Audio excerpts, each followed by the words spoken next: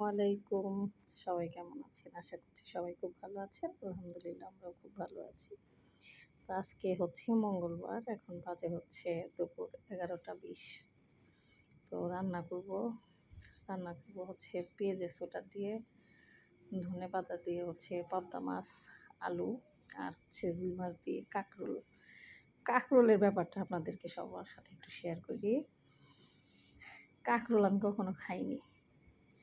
তো আমি সেদিন বলছি কাঁকরোল একটু নিয়ে এসো, কাঁকরোল কেমন লাগে। তো কাঁকরোল কেমন লাগে, এটা সবজি, কাঁকরোলের যে স্বাদ সেই স্বাদ। তো কাঁকরোল নিয়ে আসতে আজকে হচ্ছে কাঁকরোল আমি কাটতে নিছি। তো আমি ভাবছি যে কাঁকরোলের হয়তো উপরের খোসাটা ফালায় দেয়। তো এখন বলতেছে যে না, এটা ফালায় দেয় না, আমি তো অলরেডি একটা ছুলায় ফেলাইছি।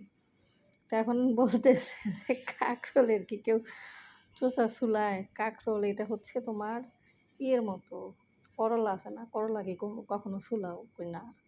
তো ওইরকম করলার মতো কখনো ছুলান লাগে না এটা।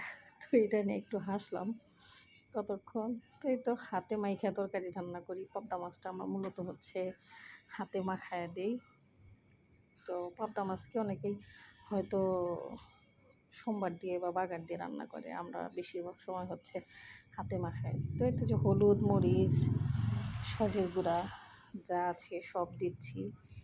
আর হচ্ছে রুই মাছটা ভেজে নেব। রুই মাছটা ভেজে হচ্ছে কাঁকরোলটা রান্না করব।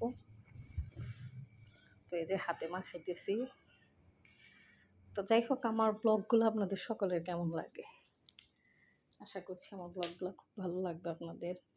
আর যদি ভালো লাগে একটা লাইক, কমেন্ট, শেয়ার করে দিবেন। আমার একটা ইউটিউব চ্যানেল আছে, সেটাতে সবাই একটু সাবস্ক্রাইব করবেন। আমার ইউটিউব চ্যানেলের নাম হচ্ছে শেফা মেক।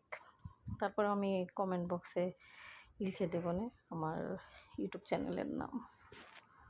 তো সেদিন রান্না করছিলাম এই পাবদা মাছটাই রাউন্ড কারি দিয়ে। আজকে রান্না করছি ধনেপাতা পেঁয়াজের ছোটা দিয়ে। তো এরকম ধনেপাতা পেঁয়াজের ছোটা দিয়ে তরকারি কার কার পছন্দ তাও একটু জানাবেন। আর আজকে দুপুরে কার কি বাসায় রান্না হচ্ছে বা কি রান্না করবেন তারপর একটু জানাবেন সবাই। তারপরেও যদি দেখা যায় যে কোনো কিছু খারাপ লাগতেছে আপনাদের, আমাকে বলবেন যে আপনার ব্লগটা ভালো লাগতেছে না, এই জায়গাটা খারাপ মনে হচ্ছে, বা এই জায়গাটার সাথে এই জায়গাটা মানে সামঞ্জস্য না বা সাংঘর্ষিক, যেটাই বলেন আমাকে একটু জানাবেন। তাই তো রুই মাছটা ভাজতেছি, রুই মাছটা ভেজে হচ্ছে কাঁকরোল দিয়ে রান্না করব। আর বাসায় যদি বাচ্চা থাকে অবশ্যই তাদের একটু খেয়াল রাখবেন, তাদের উপরে নজর রাখবেন। বৃষ্টির দিন যদি পাশে পুকুর টুকুর থাকে একটু খেয়াল রাখবেন। আর এখন তো গরম, বৃষ্টি, রাস্তাঘাটে বের হলে অবশ্যই ছাতা, পানির বোতল এগুলো নিয়ে বের হবেন। তারপরে হচ্ছে যদি কেউ পারেন ছোট ফ্যানগুলো যেগুলো আছে, চার্জার ফ্যানগুলো আছে, এগুলা নিয়ে বের হবেন। কারণ নিজেদের সচেতনতা অনেক সময় অনেক কিছু বিপদ আপদ থেকে নিজেদেরকে রক্ষা করতে হেল্প করে। আর রাস্তাঘাটে বের হলে এমনিতেই চোখ কান সবসময় একটু খোলা রাখতে হয়, সেই দিকটা অবশ্যই সাবধানে নড়াচড়া করবেন সবাই। এই তো এই হচ্ছে আজকে দুপুরের রান্না। তো ভাবলাম যে রান্নাও করি, আপনাদের সঙ্গে একটু গল্পও করি, আমারও সময় কেটে যাবে, রান্নাটাও হয়ে যাবে। তো রান্নাগুলো দেখতে কেমন হয়েছে, কালারগুলো কেমন হয়েছে একটু জানাবেন। ঠিক আছে, ভালো থাকবেন সবাই।